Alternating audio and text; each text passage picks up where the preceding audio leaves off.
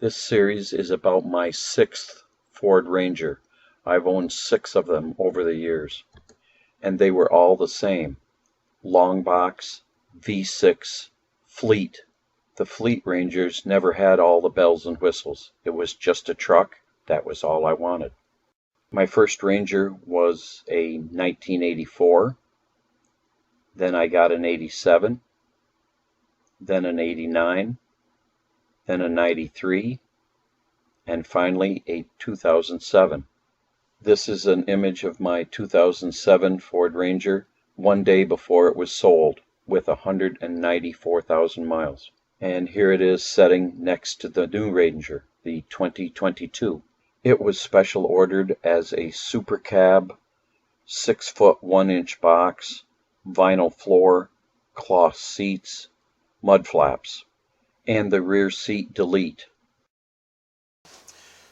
This is the 22nd edition of my 6 Ford Ranger, and this is going to be my thoughts on the Ranger. So the late 22s had no auto shut off, so I didn't even have a disable switch. It was just replaced with a blank plate, as you see. Also, maybe it's because it's an XL or because it was a late 22 that they didn't have the sensors. I don't have a collision avoidance sensor. All I have is up on the windshield, that unit that warns you, but as far as the ones out front, don't have them. The rear backup camera, that is kind of useless with any dirt on it or snow or fog, rain. It's always covered up and it's blurry. But even if it is working, on the XLs, the display is not on the screen, it is on the mirror, and 1/3 of the mirror is taken up. And at night, it's overly bright and you can't see out the rearview mirror because the camera display is so bright. In the daytime, if you're happen to be backing up with looking into the sun, the backup camera totally disappears. You can't see anything. Let's see. Brakes. Definitely improvement over the 2007s or the older Rangers. 4-wheel disc is superior to a drum setup. There's no doubt about it. However, I just hope that the front discs on this 2022 last longer than the 2007s did. 18,000 miles, the discs were warped and the pads were shot. I had to replace them with aftermarket units at a brake shop. I got 115,000 miles out of them. That's aftermarket versus OEM. The window seals, they don't wipe moisture off the windows the way the 2007s and earliers did, where you could just roll the windows down, roll it back up, and it would clear. What I had to do was get a squeegee from the bathroom and use that to clean it off. The multiple 12-volt power plugs, with the ignition off, they only run for 45 minutes. I would prefer that they stayed on all the time, but I guess Ford is trying to protect me from myself and run the battery down. On my rear window, I don't have that little tiny poser sliding rear window. That's useless. The full height one on the 2007 and earliers, you could run 2x4s, 2x6s, 2x8s through and lay them on the front dash, and I did quite a few times moving stuff when I was building the house over in my farmhouse series. But if I tried that with that little poser window, I'd break the glass. Now let's talk about the tires. The OEM Bridgestones that I got, they're surprisingly good. They're quiet on the road. They brake well. They're fine in the rain. When we get into the winter section, I'll talk about how they are in the snow.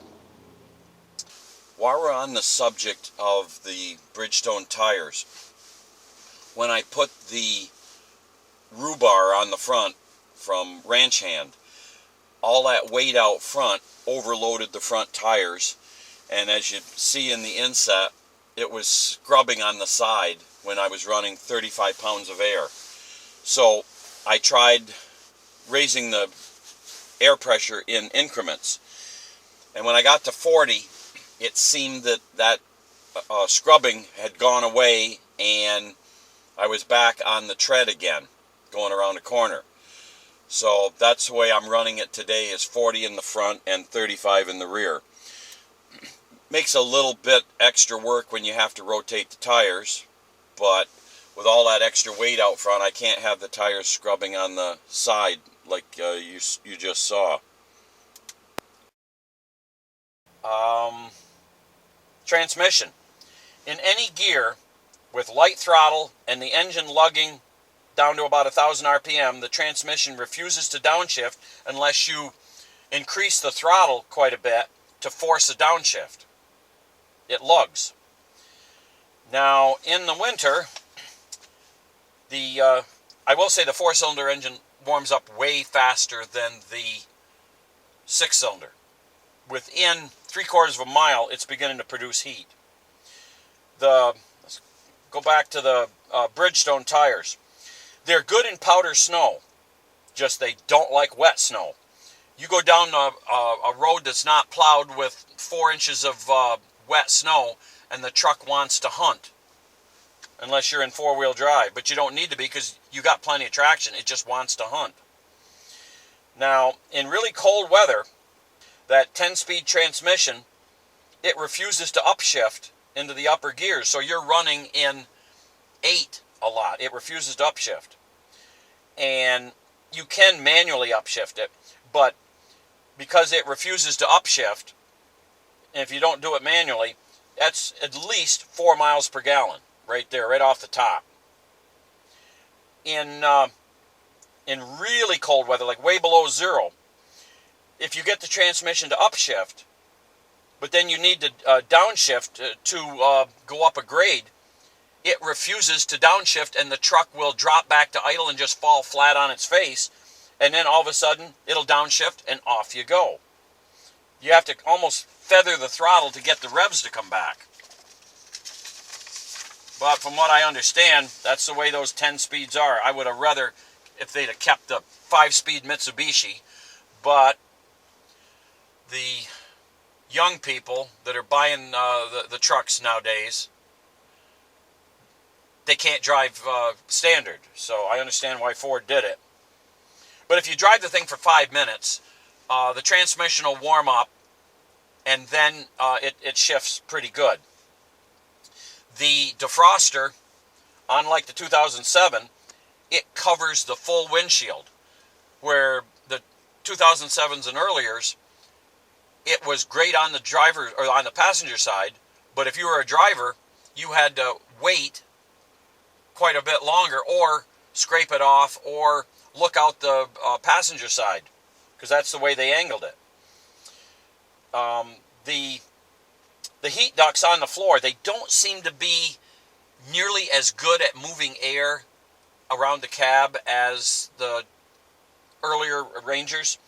But I will say that the vents right here are far superior to the earlier Rangers.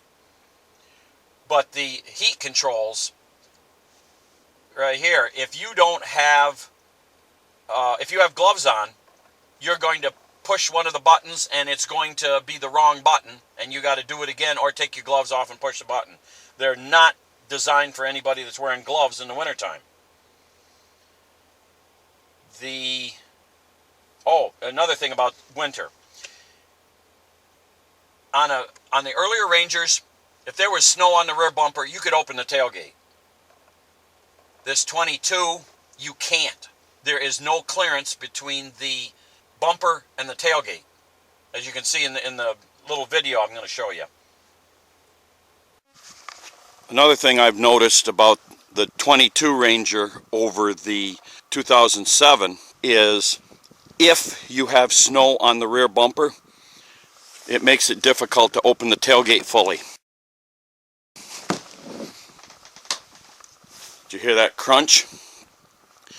The 2007, the bumper was low enough you could open the tailgate. But with this one, you have to clean the bumper off before you can open the tailgate. Now, one good thing, because I had a late 22 Ranger, I missed the windshield recall where they had to reseal the windshields. And let's see, another thing on snow. When you clear off the front windshield, you can't clear the sprayers because they're down under the hood lip, and you gotta take your gloves off and reach down in and paw around to clear them out, where you didn't have to do that with the earlier ones because they were out where you could get at them.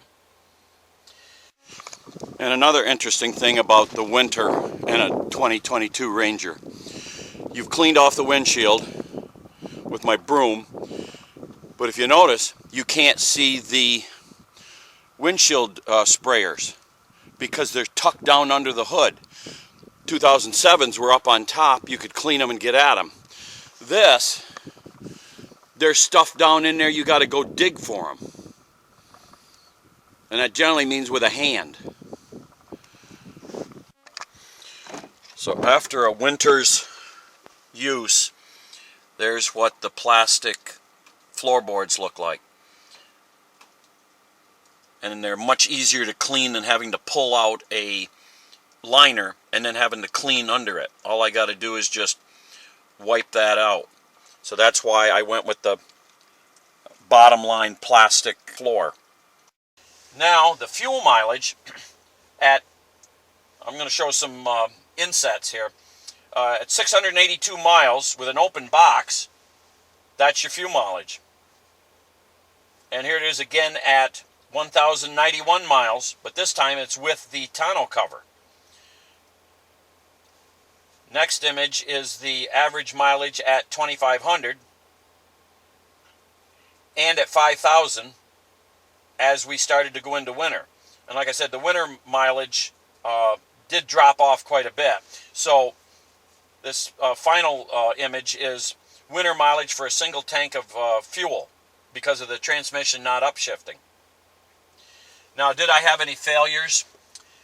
The 194 light bulb adapters that went in the third brake light for the bed, I thought the socket went in okay, but the Chinese quality, I had to take it back apart and spread those little wires because it wasn't making contact. So I did that, and that took care of it. Another failure was the Ranch Hand Legend grill guard. After 5 months and 3 of them winter, it was already starting to rust. Very poor quality finish. So as a final for the Ranger, what did I pay for it? Well, with the $1,000 rebate that was available in October of 21, I got it for $29,900, $29,900. This is the updated part of episode 22. After I filmed the original episode 22, it dawned on me that back in February of 2022, Ford had sent me a VIN number for the truck that eventually showed up in March, the one that didn't have the rear seat delete. So I went back through my emails, I found the VIN, and then I paid Monroney to get me the original window sticker. Now, if you notice on the window sticker, that still doesn't show the exact price that I paid. This shows $31,129 minus the $1,000 rebate would be $30,125, where I actually paid only $29,900. So I dug out my original order summary from October the 6th of 21, And this is the actual price that I ended up paying. $30,910 minus the $1,000 rebate, and that is where I got $29,900.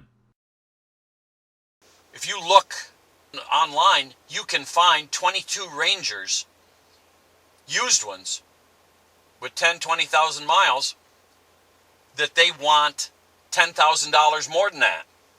They want high 30s. So I think that for $29,900, I got a pretty darn good truck.